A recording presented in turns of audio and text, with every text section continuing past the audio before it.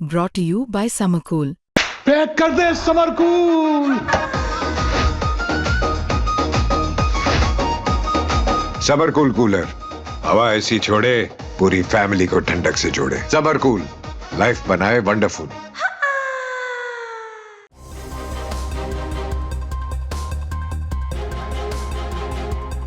दिल्ली के पूर्व मुख्यमंत्री और आम आदमी पार्टी के संयोजक अरविंद केजरीवाल कल यानी 6 मार्च को विधानसभा की विशेषाधिकार समिति के सामने फांसीघर विवाद मामले में पेश हुए। अब इस पेशी के दौरान का वीडियो सोशल मीडिया पर तेजी से वायरल हो रहा है। तो क्या है इस वीडियो के अंदर, बताएंगे आपको इस रिपोर्ट में। दिल्ली विधानसभा के अंदर एक ऐसा कमरा जिस पर 1 करोड़ 4 लाख रुपए खर्च हुए। आम आदमी पार्टी कहती है कि ये फांसी घर है जहां देश के वीर शहीदों को फांसी दी गई थी, लेकिन अब सत्ता में बैठी बीजेपी कह रही है कि ये तो बस एक पुराना टिफिन रूम था। दिल्ली की सियासत में फांसी घर का ये मुद्दा आग की तरह फैल गया।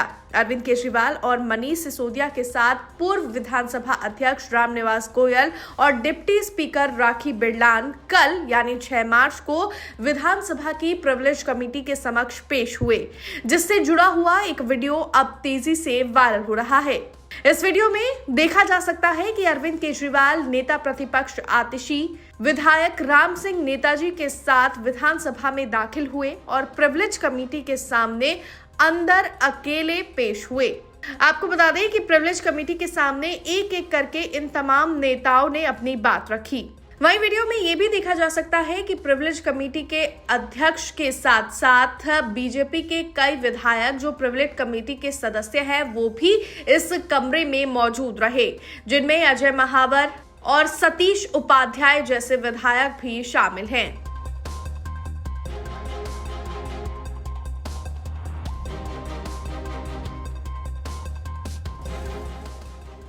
वहीं इसके साथ ही प्रिविलेज कमेटी के समक्ष पेश होने के बाद जब अरविंद केजरीवाल विधानसभा से बाहर आए तो उन्होंने क्या कुछ कहा, ये भी सुनिए जरा।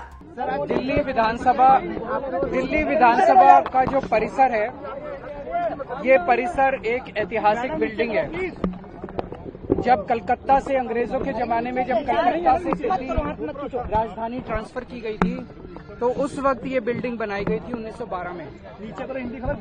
इस बिल्डिंग में 2022 में तत्कालीन स्पीकर श्री रामनिवास गोयल जी के प्रयास से ये पता चला कि एक कोने में एक फांसी घर था।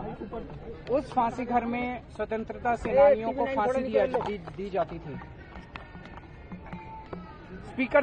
तत्कालीन स्पीकर साहब ने मुझे एज चीफ मिनिस्टर बुलाया कि इसको हमें टूरिस्ट के लिए खोलना चाहिए ताकि लोग इससे प्रेरणा ले सकें। हमने उसका इनॉग्रेशन किया। अब जब से इनकी सरकार आई है ये साबित करने में लगे हुए हैं कि वो फांसी घर नहीं था, वो टिफिन रूम था। मैं समझता हूं कि स्वतंत्रता सेनानियों का इससे बड़ा अपमान नहीं हो सकता। इनके पास आज विधानसभा में मेरे को बुलाया गया था ये कहने के लिए कि साबित करो वो फांसी घर था। तो मैंने कहा वो उस टाइम के स्पीकर साहब ने सारी जांच करने के बाद किया था, लेकिन मैंने कहा आप ये मेरे को बताइए कि आपके पास क्या सबूत है कि टिफिन रूम था, ये फांसी। इनके पास कोई सबूत नहीं। तो इसका मतलब ये जानबूझ के स्वतंत्रता सेनानियों का अपमान करने के लिए उसको फांसी घर नहीं था ये साबित करने में लगे हुए हैं और वो टिफिन रूम था ये साबित करने में लगे। पर मेरा अपना ये कहना है, आज जब से बीजेपी की सरकार आई है 1 साल से, मैंने अंदर इनको यही कहा। मैंने कहा दिल्ली का बुरा हाल हुआ पड़ा है, दिल्ली वाले रो रहे हैं, दिल्ली वाले वापस आम आदमी पार्टी की सरकार को याद कर रहे हैं। चारों तरफ दिल्ली में कूड़ा ही कूड़ा है, पोल्यूशन का बहुत बुरा हाल है, सड़कें टूटी पड़ी हैं, मोहल्ला क्लिनिक बंद किए जा रहे हैं, अस्पतालों में दवाइयां नहीं मिल रही हैं, पानी के हजारों रुपए के बिल आ रहे हैं, बिजली के हजारों रुपए के बिल आ रहे हैं, बिजली की कटौती हो रही है, चारों तरफ हाहाकार मचा हुआ है। मैंने कहा तुम्हारे को केवल एक ये मुद्दा मिला है टाइम खराब करने के लिए, केवल इसी के लिए तुम कर रहे हो। मैंने कहा जरा सा संभालो, दिल्ली को संभालो। दिल्ली के बारे में बात नहीं, मैं मुख्यमंत्री था, पूर्व मुख्यमंत्री, 10 साल में मुख्यमंत्री रहा, मेरे को भी थोड़ा एक्सपीरियंस है। मुझे खुशी होती अगर इनकी कोई कमेटी मेरे को कहती केजरीवाल जी बताइए सीवर कैसे ठीक करें, बताइए सड़क कैसे ठीक, मैं अपने एक्सपीरियंस शेयर करता। मेरे को इससे कोई लेना देना किसकी सरकार है, मैं तो चाहता हूं कि दिल्ली सुधरे। लेकिन इनको दिल्ली चलानी ही नहीं है, इनका मकसद ही नहीं है दिल्ली, केवल राजनीति करना है।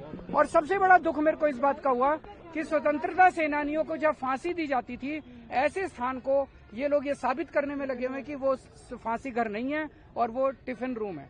तो प्रिविलेज कमेटी के सम्मन पर अरविंद केजरीवाल की पेशी हो चुकी है। बहरहाल अब देखना होगा कि विशेषाधिकार समिति क्या अरविंद केजरीवाल के जवाबों से सहमत है या फिर ये मामला कोई नया मोड़ लेगा। ब्यूरो रिपोर्ट, दिल्ली तक।